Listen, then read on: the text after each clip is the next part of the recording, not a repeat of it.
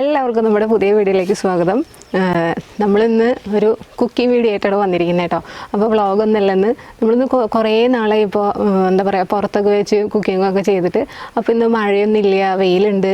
അപ്പോൾ എന്തായാലും ഇന്ന് പുറത്ത് വെച്ച് തന്നെ ചെയ്യാമെന്ന് വിചാരിച്ചു. അപ്പോൾ നമ്മളിന്നൊരു സ്പെഷ്യൽ ഐറ്റമാണ് കാണിക്കുന്നത്. കടച്ചക്കയും അതുപോലെ തന്നെ ഉണക്ക ചെമ്മീനും വെച്ചിട്ടുള്ള ഒരു റെസിപ്പിയാണ് ഇന്ന് കാണിക്കുന്നത് കേട്ടോ. അപ്പോൾ എനിക്ക് തോന്നുന്നു അധികം ആരും അങ്ങനെയൊന്നും വെച്ച് കണ്ടിട്ടില്ല. നമ്മുടെ ഒരു സ്പെഷ്യൽ തന്നെയാണ് കടച്ചക്ക. പല ഭാഗത്ത് ശീമച്ചക്ക എന്നൊക്കെ ഇതിനെ പറയും. അപ്പോൾ നമുക്കിന്നത് എങ്ങനെ ഉണ്ടാക്കാമെന്ന് നോക്കാം. എളുപ്പമാണ്, അതുപോലെ തന്നെ വളരെ ടേസ്റ്റിയാണ്. അതൊക്കെ പെട്ടെന്ന് തന്നെ വീഡിയോയിലോട്ട് പോകാം. അപ്പോൾ നമ്മൾ കടച്ചക്ക ഇവിടെ തൊലിയൊക്കെ കളഞ്ഞ് റെഡിയാക്കി വെച്ചിട്ടുണ്ട്. ഇനി നമുക്കിതൊന്ന് ചെറിയ ചെറിയ കഷ്ണങ്ങളായിട്ടാണ് കട്ട് ചെയ്തെടുക്കേണ്ടത് കേട്ടോ. ഈ ഭാഗം നമുക്കൊന്ന് കട്ട് ചെയ്ത് കളയണം കേട്ടോ. കട്ട് ചെയ്ത് കളഞ്ഞിട്ടാണ് നമ്മളിത് എടുക്കുന്നത്.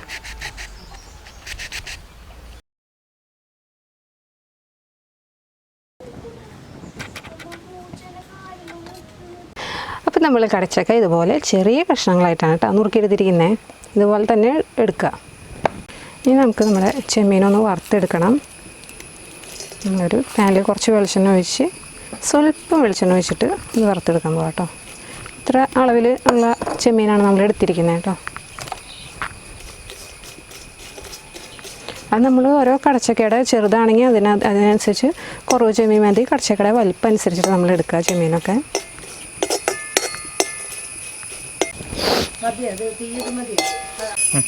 ഇപ്പോൾ നമ്മളിത് ചെമ്മീൻ വറുത്തെടുത്തിട്ടുണ്ട്. ഇനി നമ്മൾ ചെമ്മീൻ്റെ തല നുള്ളി കളഞ്ഞിട്ടാണ് എടുക്കുന്നത്. ഓരോ ചെമ്മീനും നമ്മളിതുപോലെ തല കളയാണ് ചെയ്യുന്നത് കേട്ടോ.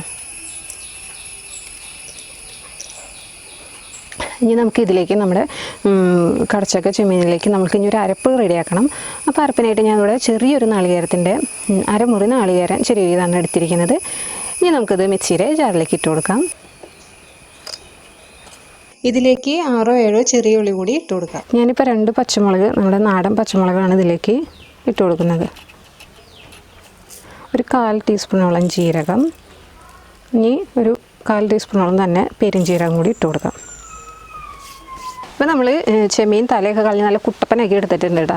അപ്പോൾ ഇവനും കൂടി നമുക്കിതിലേക്ക് ഇട്ട് കൊടുക്കാം കേട്ടോ. ഇനി നമ്മളിത് അന്ന് ജസ്റ്റ് ഒന്ന് എല്ലാം കൂടിയിട്ട് നന്നായിട്ടൊന്ന് ക്രഷ് ചെയ്തെടുക്കാൻ ചെയ്യണേ. നന്നായിട്ട് അരയേണ്ട, ഒന്ന് ക്രഷ് ചെയ്തെടുത്താൽ മതി.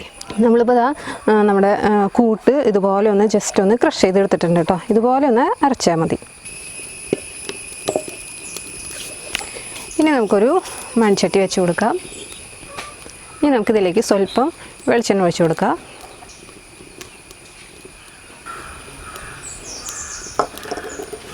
നമ്മുടെ വെളിച്ചെണ്ണ കാഞ്ഞ് വന്നിട്ടുണ്ട്. അപ്പം ഇനി ഇതിലേക്ക് നമുക്കൊരു 1/2 ടീസ്പൂണോളം കടുകിട്ട് കൊടുക്കാം.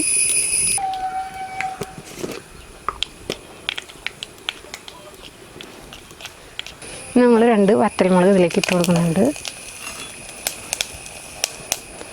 ശേഷം ഒരു തണ്ട് വേപ്പില. നമ്മളിനി നമ്മുടെ കടച്ചക്ക അരിഞ്ഞ വെച്ചത് എനിക്ക് ആഡ് ചെയ്ത് കൊടുക്കാം കേട്ടോ.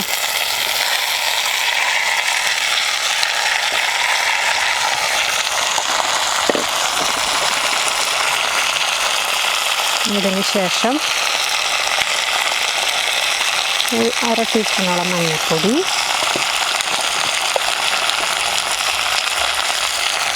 ആവശ്യത്തിന് ഉപ്പ്,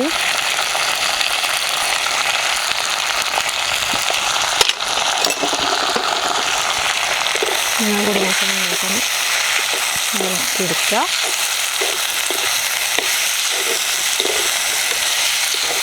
ഞാനിതിൽ മുളക് പൊടി ചേർത്തിട്ടില്ല. നല്ല നാടൻ പച്ചമുളകാണ് ചേർത്തിരിക്കുന്നത്. അത് നല്ല എരിവുള്ള പച്ചമുളക് ഇട്ട് കൊടുത്തിരിക്കുന്നത് കേട്ടോ. മുളക് പൊടി നമുക്കിതിൽ ആവശ്യമില്ല. ഇനി മുളക് പൊടി ഇഷ്ടമുള്ളതാണെങ്കിൽ അതും ചേർത്തിട്ട് നമുക്ക് ഇത് ഉപയോഗിക്കാം, കറിയിൽ ആഡ് ചെയ്യാം.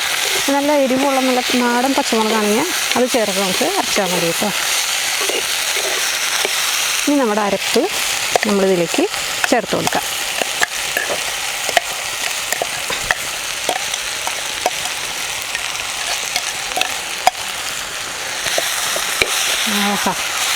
ആ അരപ്പിട്ടപ്പോൾ തന്നെ, ആ ചൂടിലിട്ടപ്പോൾ തന്നെ നല്ല ചെമ്മീനൊക്കെ നല്ലൊരു മണം വരുന്നുണ്ട്. അപ്പോൾ നമുക്ക് നന്നായിട്ടിതൊന്ന് ചേർത്ത് ഇളക്കി ഇങ്ങനെ കൊണ്ട് അരപ്പൊക്കെ ഇതിലങ്ങോട്ട് പിടിക്കട്ടെ.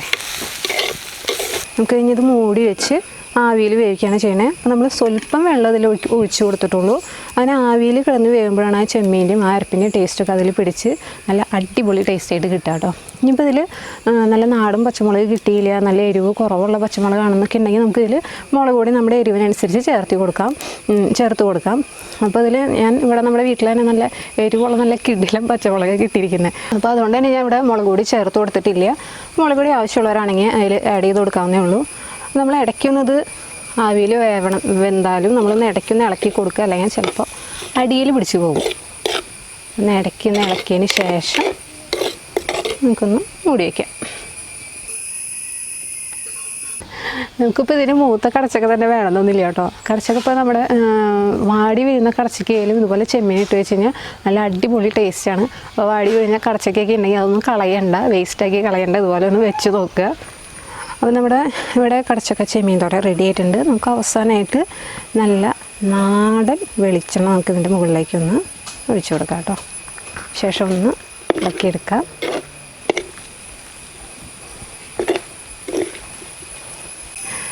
നമ്മുടെ കടച്ചക്ക ചെമ്മീൻ തോരനോട് അടിപൊളിയായിട്ട് റെഡി ആയിട്ടുണ്ട്.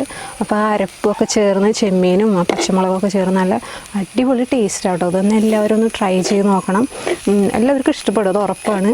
അത്രയും ടേസ്റ്റാണിത്. അപ്പോൾ എല്ലാവരും ഒന്ന് ട്രൈ ചെയ്ത് നോക്കുക.